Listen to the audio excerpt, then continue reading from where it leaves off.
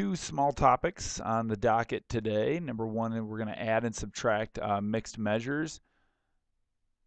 I should probably spell that right, mixed measures.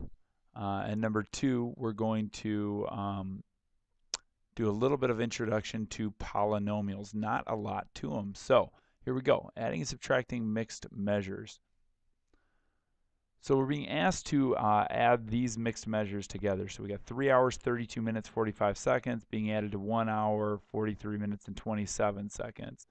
Well, real easy off the bat, we can just add the units here. 3 hours plus 1 hour is 4 hours, and 32 minutes plus 43 minutes is 75 minutes, and 45 seconds plus 27 seconds is 72 seconds. Okay, but we can't leave our answer like this because we know that there's only 60 minutes in an hour, so we would never say, well, not that we would never, but if we're going to use mixed measures like 4 hours and 75 minutes, why wouldn't we say 5 hours and 15 minutes? But we also have the problem over here where 72 seconds, that's more than 60 seconds that are in a minute. So here's what we're going to do. We're going to work from back to front here. The fact that there's 72 seconds in a minute, we're going to change this to 76 minutes and 12 seconds.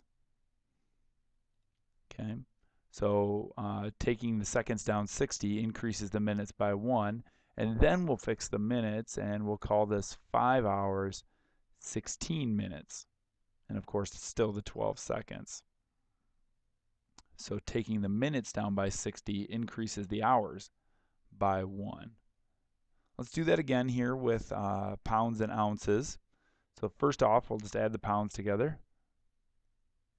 5 pounds plus 8 pounds makes 13 pounds. And 8 ounces plus 9 ounces makes 17 ounces. But because there's only 16 ounces in a pound, we'll take 16 ounces off the 17 and we'll add 1 pound. So we subtracted 16 ounces here and we added 1 pound here because 16 ounces is equal to 1 pound. And that can be used in real life as well. Neil needs to buy molding to mount around the room. So he makes a sketch of the room recording its length and width. What's the perimeter of the room? Okay, well, we got two 12-foot 4-inch lengths, and we have two 10-foot 10-inch lengths. So ignoring the fact that we're going to have more than 12 inches here, we'll end up with 44 feet and 28 inches. Okay, but we don't want to leave this, okay, because we got more than 12 inches here, so we don't want to leave it like that. So what we'll say is, how many feet go into 28 inches? Well, we can take 2 feet out of there because 24 inches goes into 28 inches. So we'll add 2 feet to the 44 feet. That'll give us 46 feet. And then, so we added 2 feet here. We need to take 2 feet away from here, also known as 24 inches. That'll leave us with 4 inches. So 46 feet, 4 inches is the perimeter of the room. Okay, not a whole lot to it. Let's do it with subtraction. Now with subtraction, it's a little bit more difficult. The first thing I'm looking at is the, I can subtract 1 hour from 3 hours, but I can't subtract 42 minutes from 15 minutes, and I can't subtract 30 seconds from 12 seconds, okay? I don't have enough. So here's what we'll do. I'm going to borrow from the hours so that I have enough minutes to subtract. Okay, I'm going to change this 3 hours to 2 hours. I'm going to add that 1 hour or 60 minutes over here. And then furthermore, I'm going to borrow from the minutes, so I'm going to take that down to 74 so that I can bump the 12 seconds up to 72 seconds. Okay, so I borrow from the hours, which up the minutes, 60 minutes, and I borrow from the minutes down 1 so I can bump the seconds up 60 seconds. So 2 minus 1 is 1 hour, 74 minus 42 is 32 minutes, and 72 seconds minus 30 seconds is 42 seconds. So with subtraction, you kind of got to do the conversions first, and with addition, you do them last. All right, so what about this? We need to borrow from the feet for inches, so we'll drop the feet down 1, and we'll bump the inches up 12 inches. And then we'll do our subtraction. 5 minus 4 is 1, and 14 minus 7 is 7. So 6 foot 2 inches is equal to 5 foot 14 inches. And then we'll just do the subtraction like that. And here's a real world example of that. Tony cuts 2 foot 7.5 inch length from a 8 foot long board. What's the remaining length of the board? So they're really asking us what's 8 feet 0 inches minus 2 foot 7 1/2 inches. So I'm going to borrow from the feet and I'll make that 7 so that I can bump the inches up to 12. So 7 minus 2 is 5 feet. And okay, 12 minus 7 is 5, and then minus another half. That would be 4.5 inches. So he's got 5 foot 4.5 inches left of the board after he subtracts 2 foot 7.5 inches. So now let's move on into polygons. First, some basic, I know this is completely different, but a very small thing we're going to add here. We're going to identify each polynomial below as a monomial, binomial, or trinomial, and we're going to name its degree. These are two different things completely.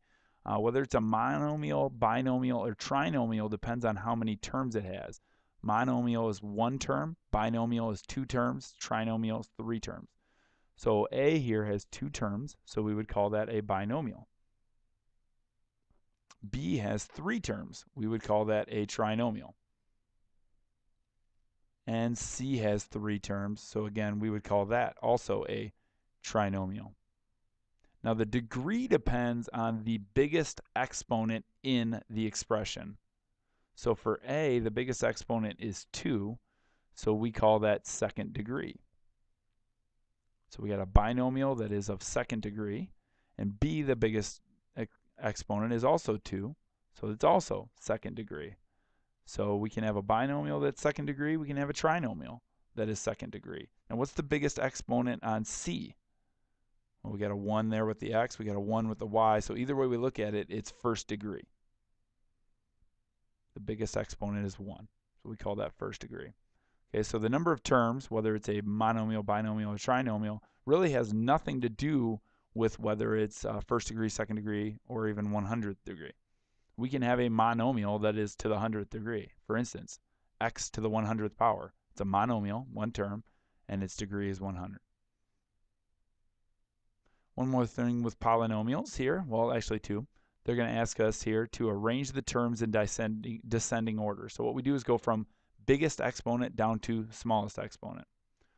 So we're just going to put the x cubed first. Then we're going to put the negative 4x squared. Then we're going to put the negative 6x, and then lastly the 5, and we're going to say plus 5. So we just go from biggest exponent 3 down to smallest exponent 0. 3, 2, 1, 0. And last thing, add these trinomials. We got 1, 2, 3 terms and 1, 2, 3 terms. They're asking us to add them. I'm going to show it kind of like we did those mixed measures here. We got x plus y minus 2, and we're going to add x minus y plus 4.